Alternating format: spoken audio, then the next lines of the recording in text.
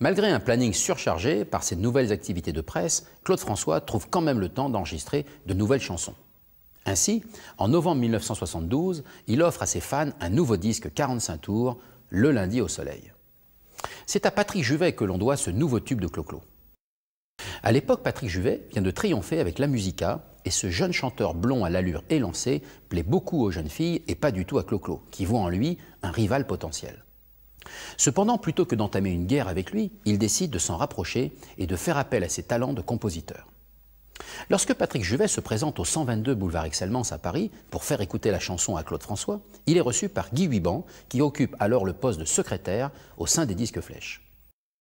Un peu vexé de ne pas rencontrer l'idole, Patrick s'exécute et joue sa musique sur le piano dans le grand bureau, truffé d'interphones et relié directement au bureau de Claude François. Au moment du refrain, ce dernier déboule dans la pièce. Il est subjugué par la ligne mélodique et décide immédiatement de l'enregistrer. Ce sont Jean-Michel Rivat et Franck Thomas qui en écriront les paroles sur la base de l'expression anglaise « The Blue Monday » qui décrit très bien d'ailleurs l'état d'esprit des travailleurs au retour du week-end. Du coup, la chanson parle à tous ceux qui, le lundi matin, doivent aller travailler sous un soleil éclatant. Elle devient en quelques semaines un immense tube populaire. Et dès la fin de l'année 1972, Claude François peut tester l'efficacité de son lundi au soleil lors d'une nouvelle tournée organisée dans les villes de la banlieue parisienne. Chaque soir, à partir du 21 novembre 1972, il se produit donc sous un immense chapiteau de 4000 places et retrouve ainsi son public parisien. De Morangis à Stein, en passant par Les Mureaux et Maison-Alfort, sans oublier Villacoublay, Levallois-Perret et Vincennes. Ainsi, tous les soirs, l'immense chapiteau sous lequel a lieu le spectacle de la fameuse tournée périphérique est pris d'assaut par des légions de fans en délire. Désormais sur scène, 30 musiciens, 4 choristes et 6 danseuses l'accompagnent. 21 techniciens, 2 régisseurs, 3 ingénieurs du son et 4 habilleuses œuvrent dans l'ombre de l'idole. Au total, 70 personnes travaillent pour le show Claude François. Son spectacle d'1h20 est visuel. Pour cela, il a acheté outre-Atlantique tous les derniers gadgets qui colorent et amplifient le son. Côté vie privée, le chanteur s'affiche de plus en plus avec Isabelle, la mère de ses enfants. Régulièrement, des reportages photos sont organisés sur le yacht l'Ismalia. Ce bateau mesure plus de 16 mètres et pèse environ 20 tonnes. Il se compose d'un grand salon, d'une salle à manger, de 9 couchettes, de 2 salles de bain, d'un solarium et d'une cabine d'équipage. Le tout climatisé, garantissant aux passagers tout le confort pour un séjour de rêve.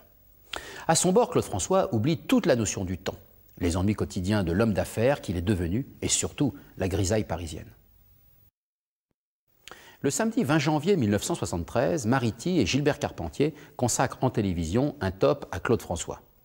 C'est l'occasion pour lui de retrouver entre autres Dalida et de chanter en duo avec elle les grands standards de la variété italienne.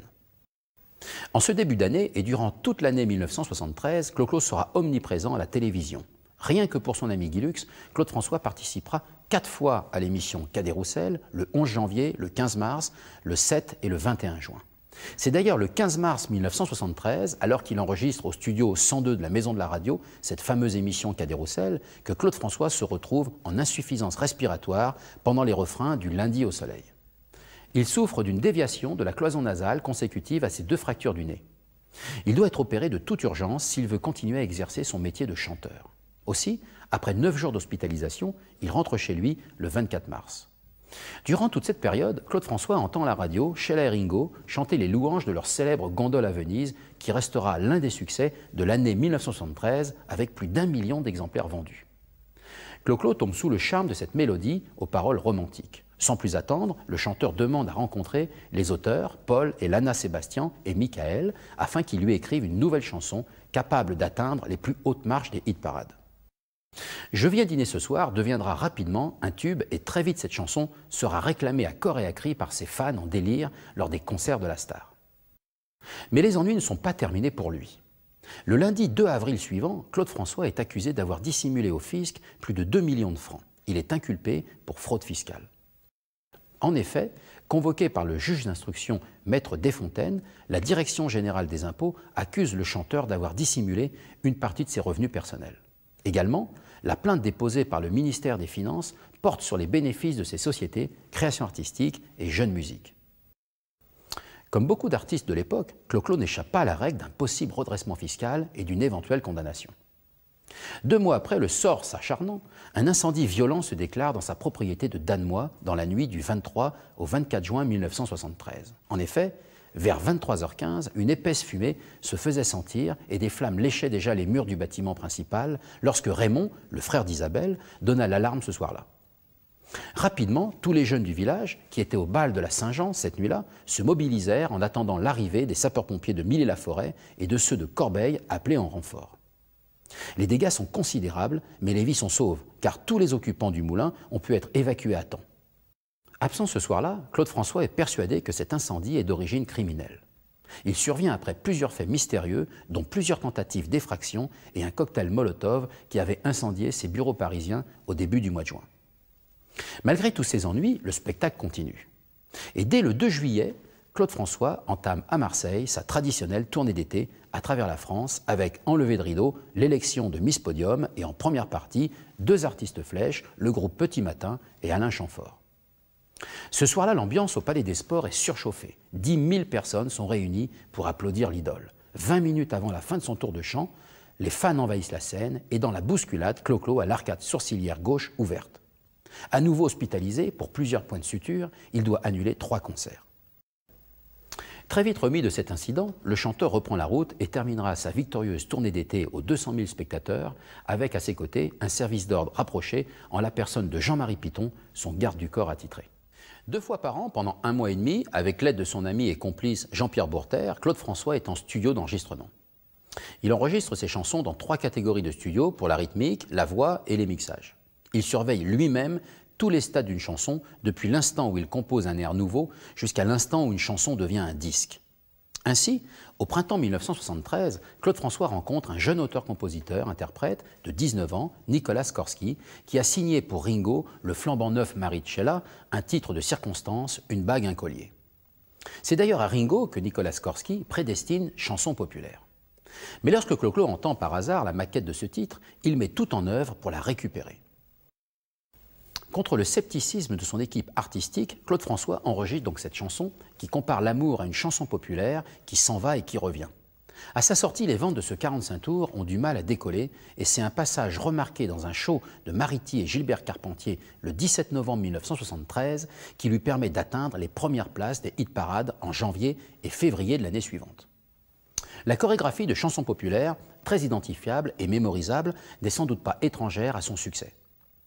Les gestes robotisés du chanteur et de ses Claudettes feront le bonheur de nombreux imitateurs, dont Thierry Leluron ou Yves Lecoq à l'époque, qui reproduiront infatigablement les petits moulinets des mains pour cloner Claude François. En quelques semaines, Chanson populaire devient le titre le plus emblématique de l'univers musical de Claude François.